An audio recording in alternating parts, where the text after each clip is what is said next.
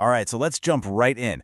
We're going to travel back to the 18th century to unpack a huge question that basically obsessed one of America's sharpest minds, Jonathan Edwards.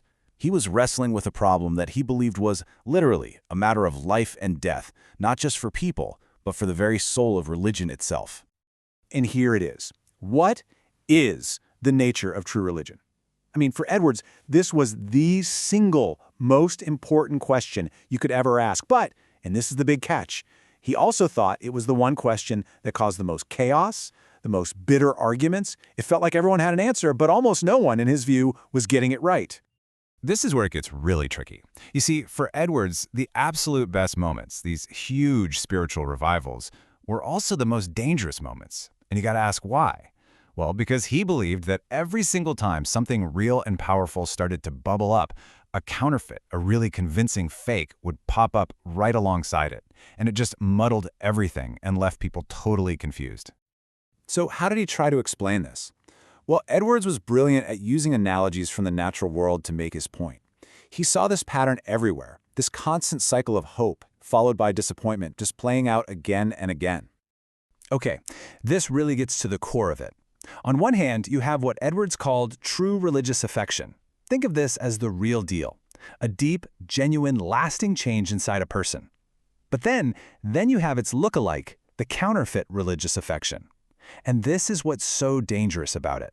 It looks exactly the same on the outside.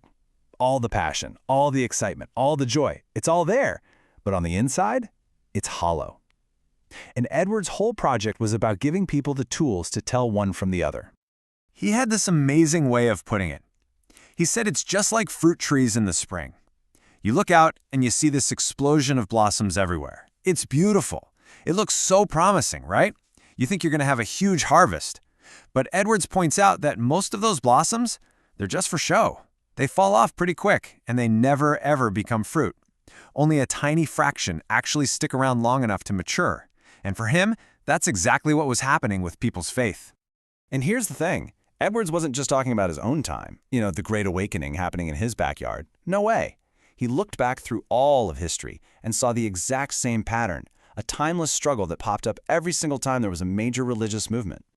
I mean, he pulls out all these examples. He's like, look at the reign of King Josiah, or the huge crowds that came out for John the Baptist. Think about the masses that followed Jesus himself. And it didn't stop there. The Apostolic Age, the Protestant Reformation, it was the same story every time. A huge wave of the real thing was always met by this messy tide of fakes, of people just caught up in the excitement, and it just left a trail of confusion.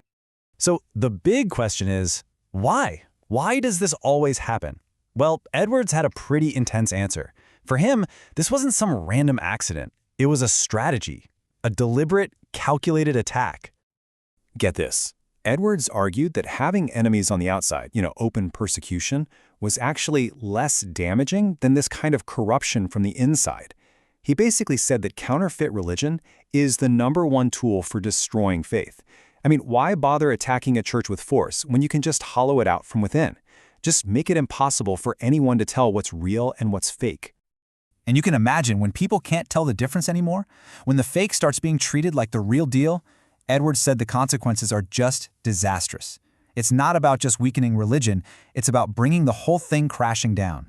And the fallout he described, it's just brutal. First, you've got people who are totally deceived about their own souls.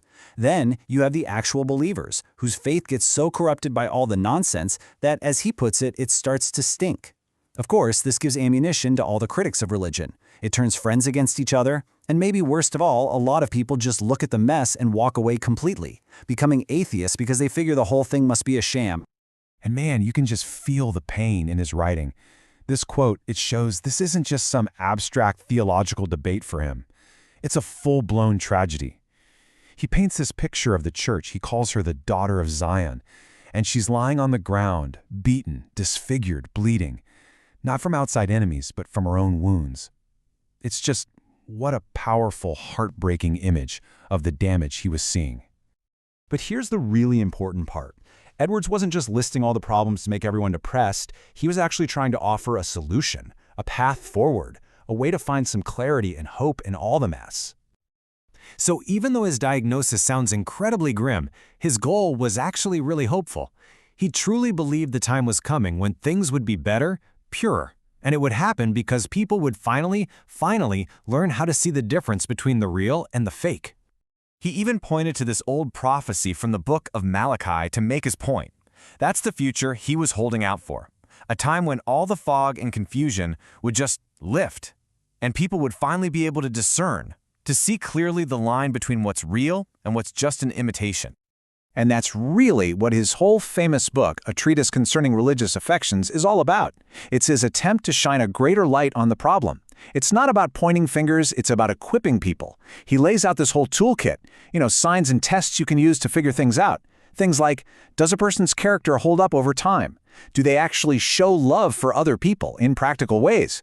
It was all designed to help you spot the solid gold of real faith among all the glittery fakes. And that really leaves us with a huge question, one that goes way beyond old-school theology, right? I mean, think about it.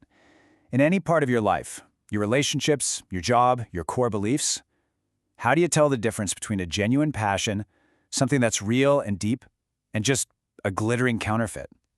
How do any of us ever really know when we found the real thing?